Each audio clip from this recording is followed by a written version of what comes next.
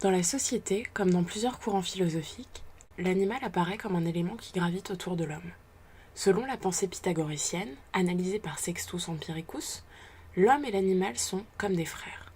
Plus distancés pour Malraux, cette relation de parenté est conservée mais avec une hiérarchie. Les animaux sont certes nos frères, mais nos frères inférieurs. De ces nombreuses conceptions de l'animal découlent différents comportements, notamment alimentaires. Par exemple, quel animal mangeriez-vous ? La question de l'animal comestible peut d'abord être abordée par un classement des animaux en fonction de leur relation avec l'homme. En ce sens, on pourrait définir ce premier critère d'anthropocentré. En France, certains animaux nous semblent comestibles parce qu'ils sont sauvages, comme le sanglier, ou bien destinés à la consommation, comme la vache. Au contraire, les animaux domestiques sont individualisés et très peu consommés. Qui mangerait Malou le chat ? La considération des animaux peut donc dépendre de telles règles. Plus éloignés de l'être humain, certains animaux sont plus facilement consommables. D'un point de vue législatif, la souffrance des animaux sauvages est également davantage tolérée.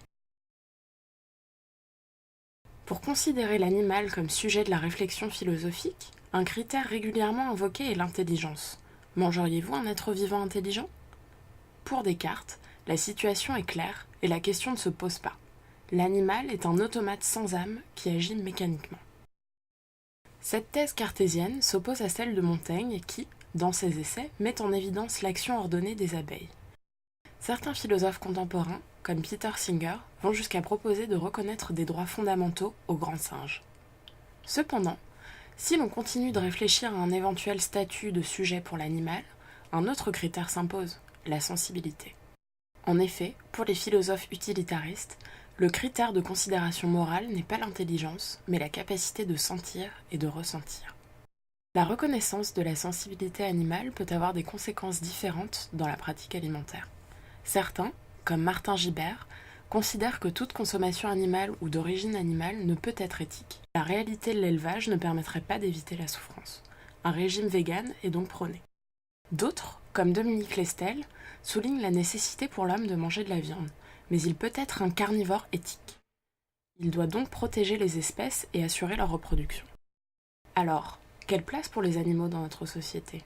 Sont-ils objets ou sujets ? Quels sont alors leurs intérêts ? Ces intérêts sont-ils d'ailleurs plus importants que les nôtres ? Les animaux sont-ils même intéressés par leurs intérêts, ce qui suppose une conscience d'eux-mêmes ? Opium Philosophie vous invite à poursuivre le débat avec Martin Gibert, docteur en philosophie et chercheur affilié au Green, auteur de Voir son steak comme un animal mort, et Dominique Lestel, philosophe et éthologue français, maître de conférences à l'ENS et chercheur au Muséum national d'histoire naturelle, auteur de Apologie du carnivore.